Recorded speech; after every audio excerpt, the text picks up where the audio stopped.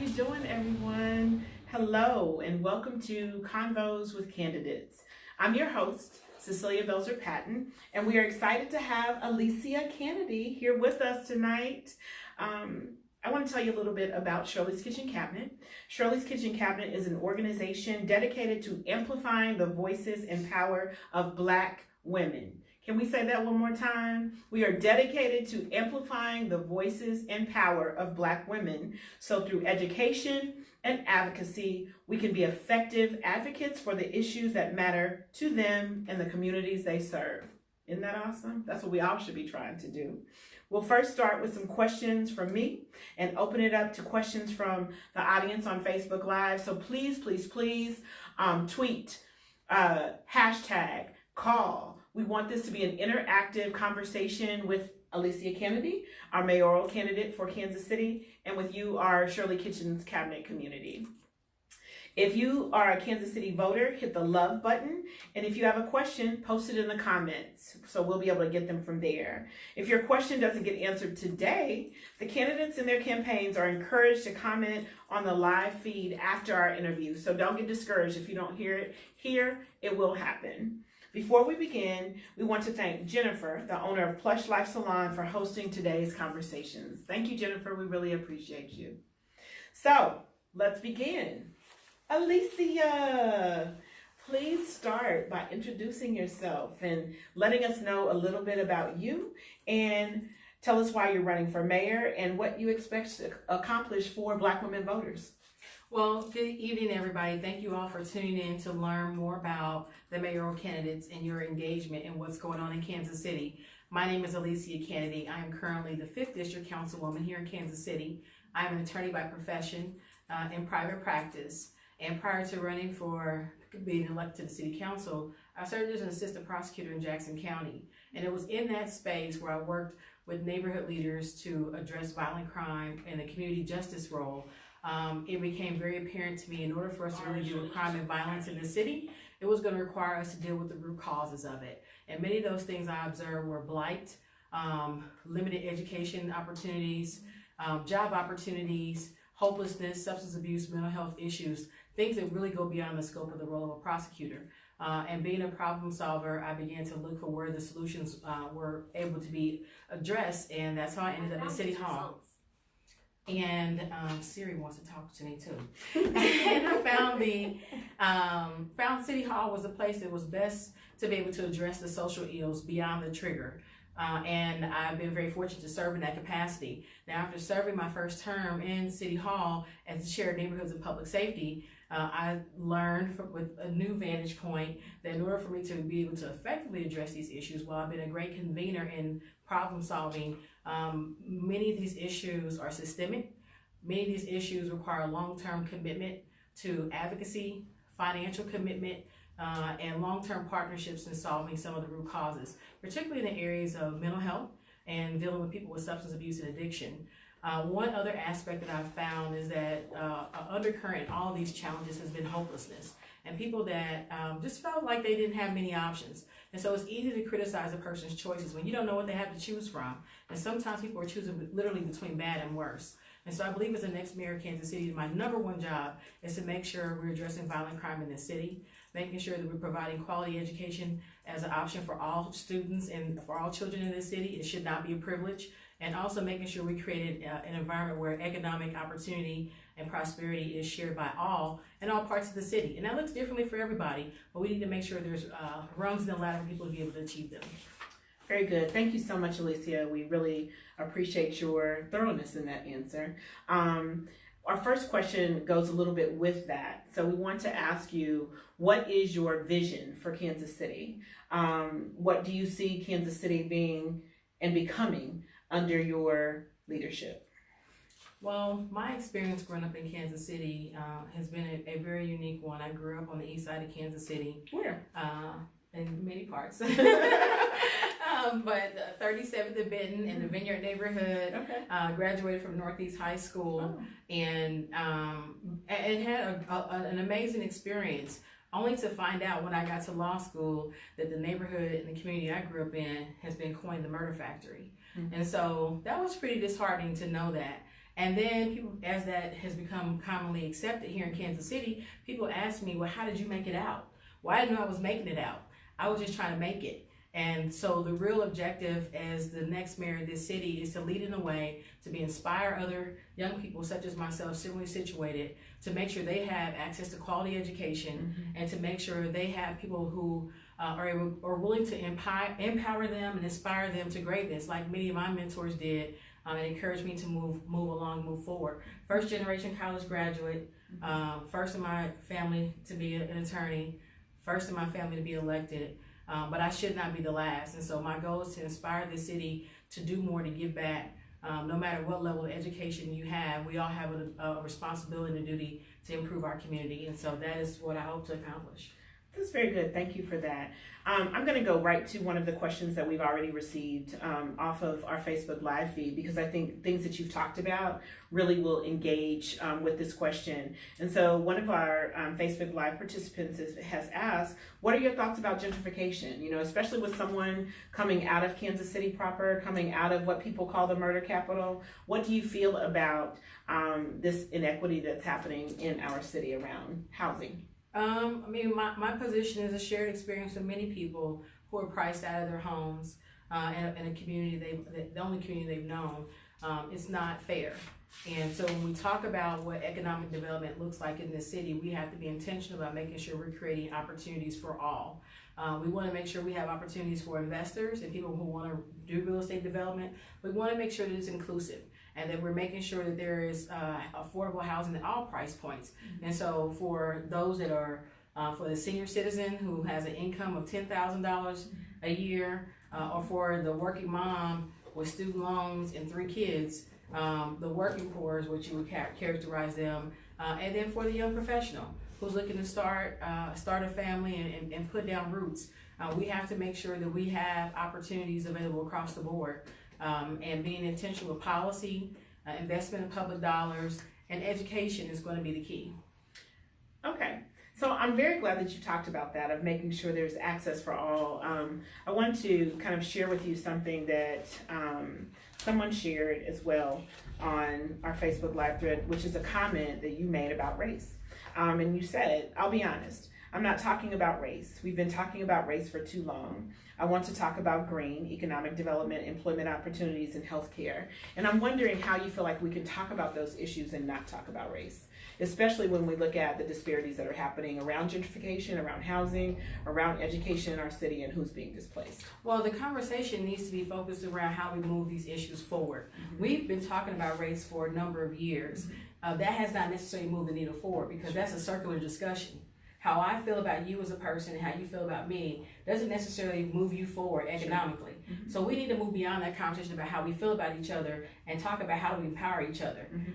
I may not necessarily have an affinity for you as a woman. I may not have an affinity for you as a Black woman, but I'm concerned about the quality of life that your children have, because I understand the economic impact they will or will not have on society. So I am willing to engage you in a manner to say, I'm interested in making sure your kids get quality education. I'm interested in making sure that you live in a safe neighborhood. I'm interested in making sure that you have access to a job that pays you a living wage. And we've never talked about race. I've talked about you as a person, I've talked about equity, and I've talked about moving you forward in a manner that it uplifts you and impacts your family intentionally. So I understand that. So what about the systemic, though? The systemic issues of race? Because I feel like, and I'm wondering how you feel, if we don't talk about race, then how can we address the systemic issues of healthcare, of education, of housing that has disproportionately affected a certain group of people? Well, I'll go back to the example I gave while I was in the prosecutor's office. My job was to be a member of law enforcement as a prosecuting attorney, right? That was my job. And many of you all fully understand that there's a disproportionate impact of people of color in the criminal justice system. And instead of me being a part of the system that was leading to mass incarceration, I said, we need to solve the problem. I could have went into a whole full discussion about race, because I was in the prosecutor's office when Michael Brown got shot, and nobody in my office even mentioned it when that verdict came down. Wow. No one talked about it. So I had a decision to make at that point. Do I make it about race, or do I focus on creating opportunities for people like Michael Brown? Okay. And so I've committed myself to the work of advancing people and not focus on, because there are people that are in that space talking about race, and they do a really good job at it. But you have to have people at every level of society helping move us forward as a whole. And so while the activists are having the conversation about race and the academics are having the conversation about race, you have to have advocacy, you have to have people legislating, and you have to have people that in positions of power and influence to be able to give you access in areas you don't have otherwise. Thank you, Alissia. This is a good segue into our next question that we have, which is, what are the 3 big issues that you feel Kansas City faces, and what immediate actions do you plan to tackle those issues in your first 90 days? Again, the number 1 issue we face in this city is violent crime. You know, too many Black women are burying their sons in this city. Many of them don't have life insurance. Many of them have buried more than one son and daughter and grandchildren. And it's disheartening. It's unacceptable. I personally was impacted by this. I had a cousin that was murdered this October, and we still don't have anybody in custody. And so, walking through, thank you, but walking through that process is a lot different than me holding the mother's hand where her son was the victim. And I've done that. Or me working with a neighborhood leader to prevent somebody's son becoming a victim. That's different. But when you walk through it yourself, and you realize the gaps in the system, and you realize the pain and anguish that comes along with that, and there's no solution, you know, that's what we got to begin to deal with. So when I talk about gun violence, I say we have to move beyond the trigger and deal with the issues of social issues and mental health that exist beyond the scope of that. Because we don't solve crime, but we do have the ability to mitigate the social issues that are predeterminants of crime. In addition to that, we have to deal with affordable housing in this city. It's been established that we have an unmet need of about 5,000 units of affordable housing, and that's 3-bedroom units between $600 and $800 a month, according to the Mid-America Regional Council. We have to be intentional about how we're going to address that unmet need in this city. That requires a long-term plan. We've had good discussion around identifying the problem. Now it's time for us to commit to a solution. Commit dollars, commit political will, and engage the private sector to help us address that issue. And then the third thing, and most importantly, we have to deal with education. The city of Kansas City has to make a decision if education is going to be, public education is a priority. And if it is, we have to stop the practice of diverting the public school tax dollars with tips. And that has been a problem over the last 20 years in this city. And despite the handicap that they've experienced of their tax revenues being diverted, Mark Bedell has done an excellent job of getting the school district closer to accreditation. But we have to decide that we're going to support public education in the city of Kansas City and stop undermining them by diverting their revenue. I agree. So this goes into one of our questions that's come directly from our Facebook Live participants. What role do you believe the mayor plays in addressing early childhood education? I believe that the mayor has an awesome opportunity to be an inspirational leader. And in that capacity, we should encourage families to prioritize educating their children and early reading, and making sure that we have safe environments for the children to be able to thrive and grow. Absolutely. I do not believe that it is the city of Kansas City's responsibility to fund it. And so that is where I stand on that. I fully support early education, and I support the school districts being in a position to be able to fund it. Absolutely. So that goes back into the first 90 days. So with gun violence, with education, and with housing, what are some of the tangible things that can happen that will really help Kansas Cityans that would come out of your administration? I think the most impactful thing that any mayor of any city can do, particularly in this city where we don't have a strong mayor form of government, but the mayor has an awesome opportunity when the budget is submitted. And in my budget, it will reflect these areas as items of priority, where we will commit dollars to addressing these issues. Oftentimes we talk about gun violence and crime. We focus on enforcement and supporting the police, and we have to do that until we can reduce the need for calls for service. But we also have to make an investment on the human side, invest in the people in these communities so that we can reduce the calls for service. because it's not sustainable long-term for us to only fund police that are responding. In addition to that, when it comes to education, that looks like modifying the policies that we have now to reflect the will of the taxpayers. And that is that we do not continue to just carelessly give away incentives to speculative real estate development while undermining public schools in the city. I agree. Undermining the taxing jurisdictions, the mental health fund, the community colleges, because we want to have viable Library communities. system. The libraries, exactly. Which is why I've taken a bold position by not supporting many of those items that's come before the council. Because we've had dollars to fund, to be able to put towards affordable housing in the city. However, we've committed the city's general fund dollars to subsidize luxury apartments, to subsidize parking garages downtown. There was a recent audit just came out today about the millions of dollars that the general fund is obligated to pay for parking garages downtown. So it's about prioritizing our needs. And then when it comes to education, as I mentioned before, making sure that we are not hindering the school districts. We know that many of the children, particularly in Kansas City public schools, and we have 15 school districts in the city, Kansas City, some of these children have great needs outside the classroom. And so as a city, we need to find ways to partner with the private sector and the philanthropic community to make sure we're addressing some of the social and emotional needs of the children and families. Thank you so much, Alissia. So this is a question also coming right off of our Facebook Live thread. It says, how do you propose city departments work in sync to improve life expectancy? Well, we've done a great job during this council term. I am co-chair of the Health Commission with the City of Kansas City. Work closely with the Health Department on a Life X initiative, and we focus on the 5 zip codes that have the lowest life expectancies. We've intentionally coordinated programming where we have a focus on health in all policy, whether it's infrastructure, whether it's economic development, whether it's neighborhood livability or public safety. We're looking at health in all to make sure we're addressing the inequities that exist between zip codes. And so having that equity lens at the table when we're making decisions on how we're going to prioritize public dollars, what policies we put forward and what impact it has on certain demographics, and then also finding ways to support community members, improving quality of life. We've been intentional about doing those things over the last 3.5 years, and I think that we're at a good starting point. Thank you. So we also have this question I think that you will enjoy. It is asking, list one specific initiative that you believe the city could lead that would improve racial equity in our city. One specific initiative that would improve racial equity.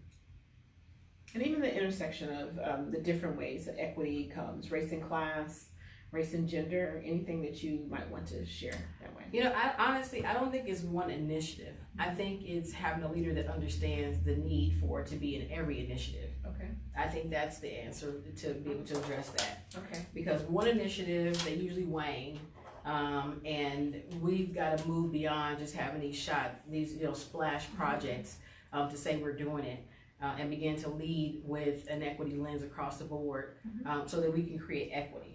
Good. So can you give us some examples of that, of how we can look at all the different things that we have going on through an equity lens? I will give you a perfect example. Sure. I mean, we did a citywide sidewalk program, and some of my colleagues had worked on that, and they brought a proposal to the council. And when I looked at the proposal, and they did a lot of work on it, I'm like, okay, well, how is this fair? Why is this area a priority? Because my community doesn't have these amenities. So if you're prioritizing sidewalk linkages to these things, let's say it was schools. Well, a number of schools in my district have already been closed down. So does that mean the children in that community don't get new sidewalks to ride their bike? You know, so things, just something as simple as that, where they didn't even consider the fact that many of these neighborhoods didn't have active school buildings. And while having schools as a priority is an important thing, it was not equally applied across all parts of the city. So having someone that has understanding about what it looks like in disadvantaged communities, that have that experience, I'll call it a user experience at the table, makes all the difference in how the outcomes turn out. Thank you for saying that. I was just driving down Ward Parkway today, which is being totally paved.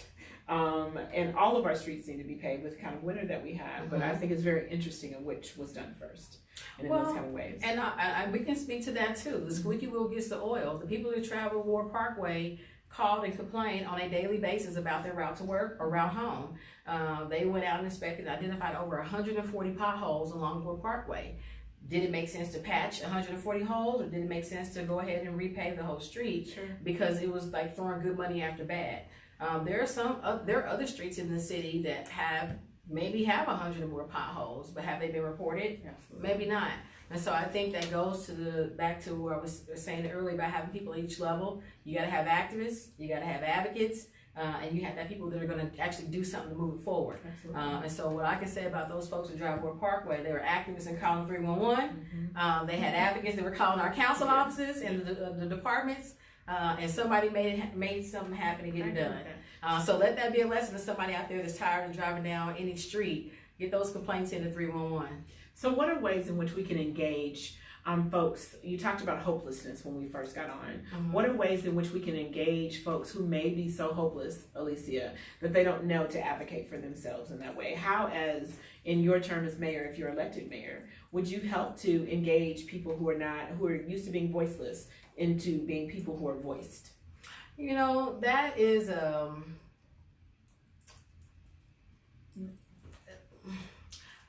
I'll answer it. I'll frame the answer a little bit differently. Okay. How do I inspire someone who may otherwise feel like there aren't many options available to them? I think I can share my personal experience when oftentimes young girls, and when I say young girls, they may be in their early 20s, you know, and are so surprised to know that I come from where they come from, and have been able to accomplish the things that I do and have the confidence to even consider running for mayor of this city. And the feedback I got yesterday, I was fortunate enough to get the endorsement of the Kansas City Star for mayor. Congratulations on that. I was going to mention that. I was going to mention. Okay, but I'm just using that as an example. And someone mentioned to me was like, this has never been done before. Did you ever think this was possible? I didn't know that it was not possible. And so I think just having my encouragement to anyone who may feel hopeless is that it's not that anything's impossible. You have to be willing to pursue and consider what may be possible. And that's when I talk about making sure there's rungs in the ladder for people who are looking for opportunities. If you don't have any opportunities, where do you even start looking? So there was a time I would go to the library. Now you have the internet. Now that means we have to talk about the digital divide, making sure people have access to the internet to seek resources. Sure. Making sure that we have community resource centers within our community where people can go and connect to jobs and public social services and things of that nature, not have to take the bus and run around town all day to try to meet a need that they may have. Sure. And then most importantly, making sure they see someone that looks like them, they're doing positive things. I think that representation matters. It matters so much because there are times where people may feel like they're alone. Yes. They're the only one out. Yes. And I worked in spaces where I was the only one. I was the only African American. I was the only African American woman. And I felt isolated. I didn't feel hopeless, but I felt isolated. But having a support system, a strong family network, and having a strong sense of faith is what moved me forward. And so that is what I share with people when they ask me how. How did I get from there to here, and what were the steps I took? Keep speaking that life into our young women because they need it, our young men as well. I think it must be exciting for you to be moving forward in this time of advocacy for Black women that Shirley's Kitchen Cabinet represents, with Stacey Abrams, with Kamala Harris, and all of these things. So congratulations for that. I want to shout out this person who has put a question on from Facebook Live because she left her name. So, hey, sis Kimberly, thank you for leaving a question. Kimberly asked, do you have any ideas for improvements east of Troost?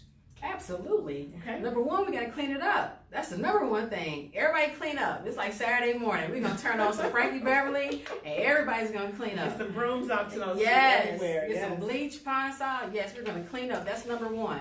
But not only are we going to clean up the trash, we're going to clean up the mindset, because we have to have a growth mindset about what the community looks like. And I want to input from the residents to understand what their needs are. There's a conversation going on right now about redeveloping the land and shopping center in 63rd and Troost. Oh, wow. That is going to be amazing. Yeah. But we want to make sure that the developer or redevelopers are committed to meeting the needs of the community. They don't want another Dollar General. They don't want another Family Dollar.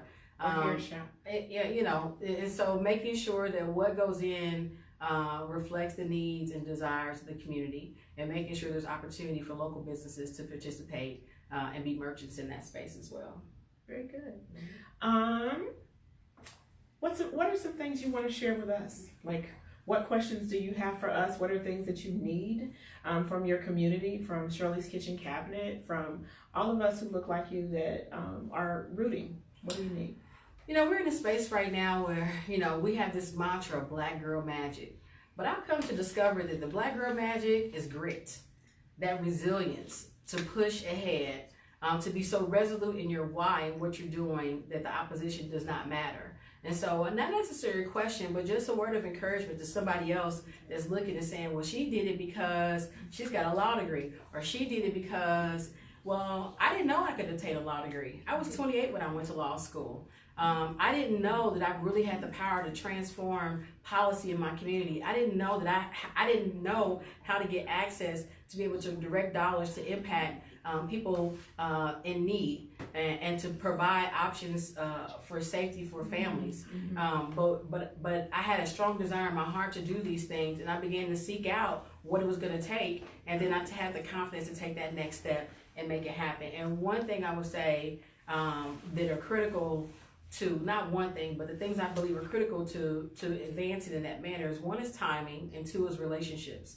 And so trust your instincts as far as timing, and two, be open to relationships, because you never know how those relationships are going to advance you and help enhance your knowledge and your ability to get things done. They're so important to have alliances. People that look like you, people, different diversity in thought, and people that have different approaches. Everybody doesn't have to agree, but everybody has to be committed to the vision to make it happen. Absolutely. So with that, we're coming down to our last few minutes. Okay. What are some of the ways that you can encourage a young Alissia Canady out there who doesn't quite know how to make relationships, network, and those kind of things? What are some examples of ways that she could do that? My pastor says, if you want a friend, show yourself friendly. That's how you do it. Okay. Greet people with a smile. As women of color, we often have so much on our mind. But you have to be, the best accessory you have is your smile, and you will attract so much more opportunity with a smile on your face. I know you got a lot on your back. I know you have the cares of the world on your shoulder, but there's also so many opportunities available in front of you. And so smile and be looking forward to it. Expect it on a daily, because you never know. God advances you at the speed of relationships. So be open and expecting that. God advances you at the speed of relationships.